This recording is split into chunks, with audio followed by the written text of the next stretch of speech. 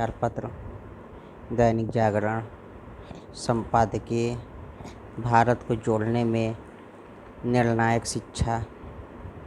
लेखक प्रोफेसर निरंजन कुमार, दिल्ली विश्वविद्यालय। प्रधानमंत्री नरेंद्र मोदी ने मन की बात कार्यक्रम के पिछले संस्करण में राष्ट्र निर्माण के संदर्भ में एक महत्वपूर्ण बात कही, लेकिन सकारात्मक के बजाय सनसनीखेज मुद्दों में दिलचस्पी रखने वाले तथाकथित बुद्धिजीवियों विश्लेषकों का ध्यान उस पर नहीं गया। प्रधानमंत्री ने देश के विकास के लिए आज़ादी की लड़ाई के समय जैसी एकजुटता की ज़रूरत पर बल देते हुए कहा कि जैसे महात्मा गांधी के नेतृत्व में भारत छोड़ो आंदोलन चला था, वैसे ही आज हर भारतीय को भारत जोड़ो आंदोलन में शामिल होना है। भारतीय संविधान की प्रस्तावना में उल्लिखित बंधुत्व एवं राष्ट्र की एकता और अखंडता को प्रतिध्वनित करता मोदी का भारत जोड़ो आंदोलन का आह्वान तब और भी ज़रूरी है जब जाति, मजहब, क्षेत्र और भाषा आदि के बहाने टुकड़े टुकड़े गैंग और नेताओं बुद्धिजीवियों की एक जमात भारत को तोड़ने में लगी है। इस भारत जोड़ो आंदोलन के सामाजिक, सांस्कृतिक, धार्मिक, राजनीतिक और आर्थिक इत्यादि कई आयाम हो सकते हैं, परंतु शिक्षा क्षेत्र की इसमें अहम भूमिका होगी।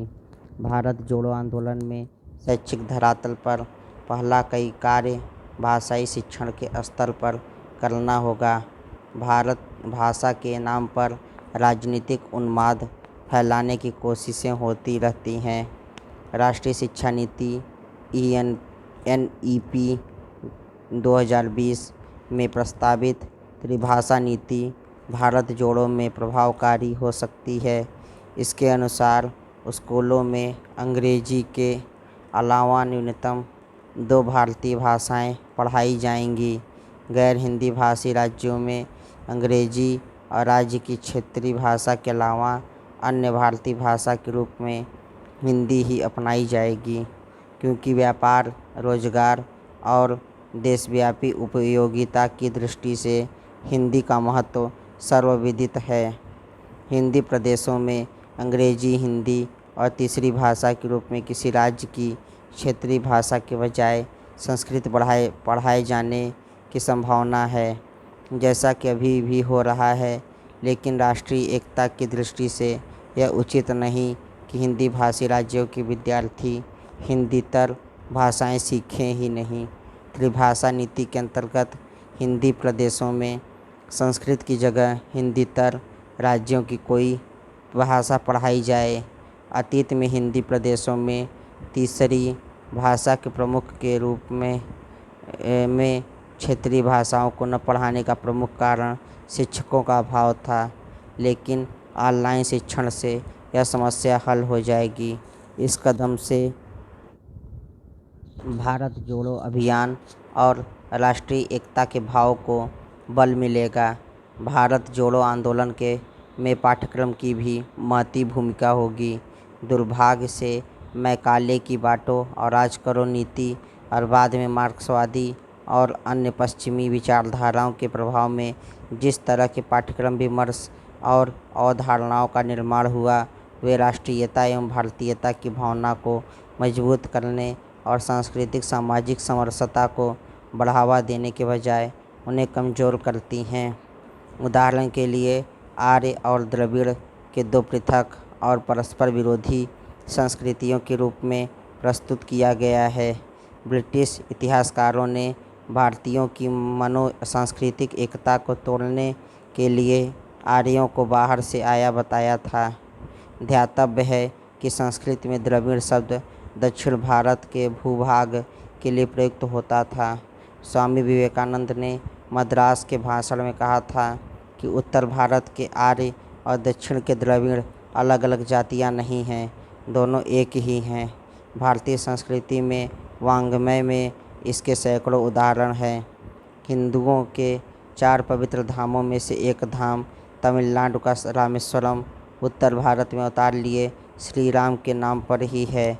महान तमिल आदिकवि तिरुवल्लुवर की रचनाओं में विष्णु, लक्ष्मी, इंद्र आदि हिंदू धर्म के प्रतीकों के अलावा अन्य तत्व उपस्थित हैं, तो केरल के आदि शंकराचार्य की दक्षिण में जितनी मान्यता है उससे कम उत्तर में नहीं। हाल में हरियाणा के राखी गढ़ी की खुदाई में मिले नरकंकाल अवशेषों के डीएनए अध्ययन में हार्वर्ड यूनिवर्सिटी के अध्येताओं ने भी इस दावे को अस्वीकार किया है कि आर्य बाहर से भारत में आए थे। इस तरह पाठ्यक्रमों में वर्ण जाति व्यवस्था संबंधी प्रस्तुतियों को देख सकते हैं। यह निर्विवाद है कि ऊंच नीच का भेदभाव और छुआछूत हिंदू धर्म के अभिशाप हैं जिनसे छुटकारा पाना ही होगा। लेकिन छुआछूत हमेशा नहीं थी। पुराणों के रचयिता महर्षि वेदव्यास की माता तथाकथित निम्न जाति की थी। मतंग ऋषि के पिता चांडाल थे। ऐसे दर्जनों उदाहरण हैं। जातिगत विमर्शों के पाठ्यक्रम में ऐसे बिंदुओं को सचेत रूप से छोड़ दिया गया। इन्हें समाहित करने से सामाजिक समरसता और भारत जोड़ो आंदोलन को शक्ति मिलेगी। इसी तरह स्कूली कक्षाओं में फ्रांस की जोन ऑफ आर्क को तो पढ़ाया जाता है, लेकिन नॉर्थ ईस्ट की रानी गाइदिल्यू या कर्नाटक की कित्तूर की रानी चेन्नम्मा के लिए जगह नहीं। इसी तरह पाठ्यक्रम में क्यों नहीं है?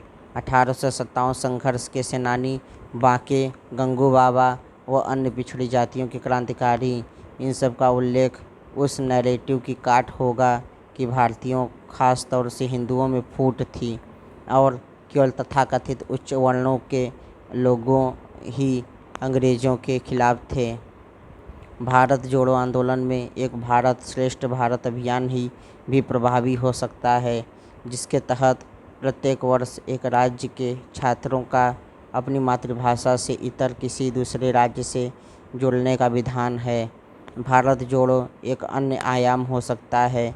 देश के शीर्ष शैक्षणिक संस्थानों द्वारा सुदूर क्षेत्रों के स्कूल कॉलेजों को अपने से जोड़कर उनके विद्यार्थियों और शिक्षकों की प्रतिपालक के रूप में सहायता करना।